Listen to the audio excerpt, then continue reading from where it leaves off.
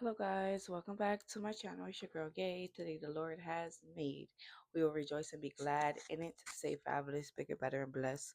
Today we're going to be talking about Ecclesiastics 2:18. Follow with the Song of Solomon, not 8:9. And we're going to be reading Ezekiel 13:12. The title of the day is that the Lord wanted me to tell you that they took your love for granted and do not trust them. They are coming back, okay? But they took your love for granted, and you cannot buy someone's love. You cannot buy someone's time, okay? You cannot buy someone's good energy, okay? These people who do this want to destiny swap you. These people who do this wants to waste your time, your God-given time, okay? To try to see if they can switch your lives with theirs. Okay, these are witches and warlocks in your family. Okay, you don't have to pick up a candle for someone to be a witch or a warlock. Okay, God hears, He sees the good and He hears the bad. Okay, He hears the good and the bad, He sees the good and He hears the bad. You know what I'm talking about. Okay, so God is saying, do not allow idols to creep in. Do not allow these people to come back into your life. Okay. They took your love for granted. Know them when you see them by their fruit that they produce. Okay. Ask God to give you clarity and ask God to give you discernment over this. Okay. Do not even take my word for it. Go to Him yourself. Okay. Listen. Ecclesiastics 2:18. Okay. God is saying to be cheerful. The author often identifies as Solomon is reflecting on a fullity of his life's work and accomplishment. Even though he achieved with wisdom and skill, he recognizes that he will eventually leave everything that he has gained to someone else, potentially a fool. And this realization brings him sense of despair and disillusionment. Okay, you must be in the spirit of truth. Okay, God is the truth. Okay, He is the way, the light, and the truth.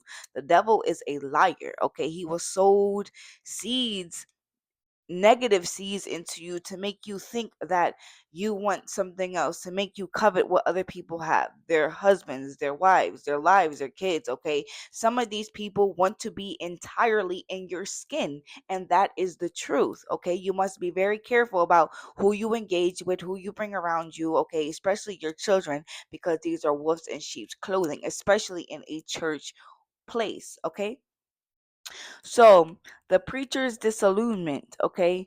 Ecclesiastes 2:18 is part of a larger passage where the preacher or teacher reflects on his life's pursuit, including wisdom, pleasure, and material wealth.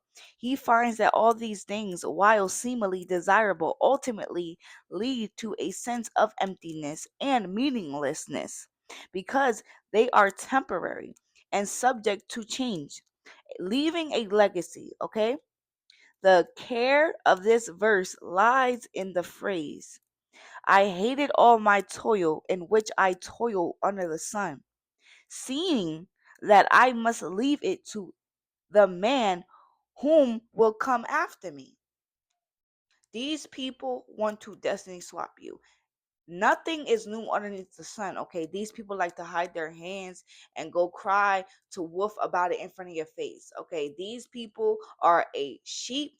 Okay, these people who understand your greatness before you even do. These people who understand what God has for you, okay, even if you don't understand, even if you're not awaking to what He has for your plan and your plan only. No witch, no warlock, okay? These fake family members, these fake friends want to cover what you have. And once you understand that, okay, what is yours, there is nobody that cannot take what God has placed on your table. There is nobody that with the family that God has given you, nobody cannot take that away from you. Nobody cannot take that job away from you. Nobody cannot take this and that away from you because God has placed it in your hands. Okay? So all of this is volatile. All of this is useless. God is the judge of it all. God seen the bad, God seen the good. Okay? God hears, God God sees. Okay, listen, He's an all-seeing eye. So do not allow these idols to creep back in once He blesses you. Do not allow you to blabber about the greatness that God has given you, because they are going to covet what you want.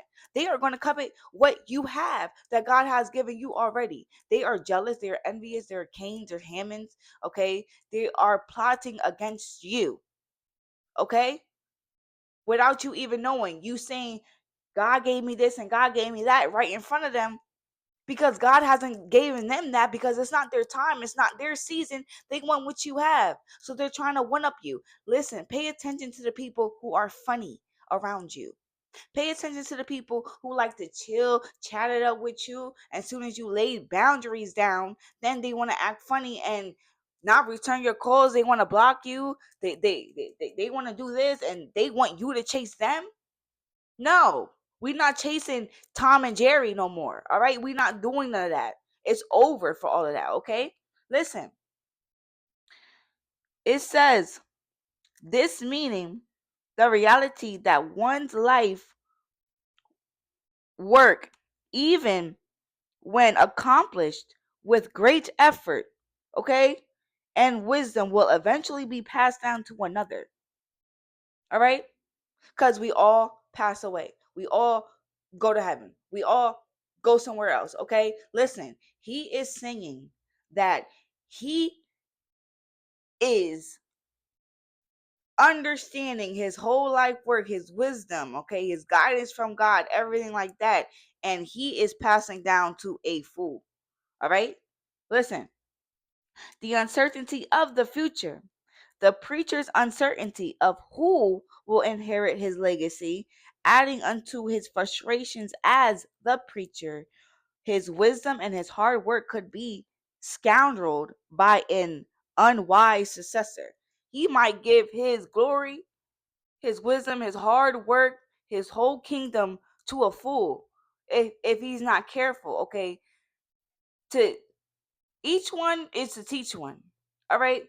So that's why we must be in fellowship with other believers.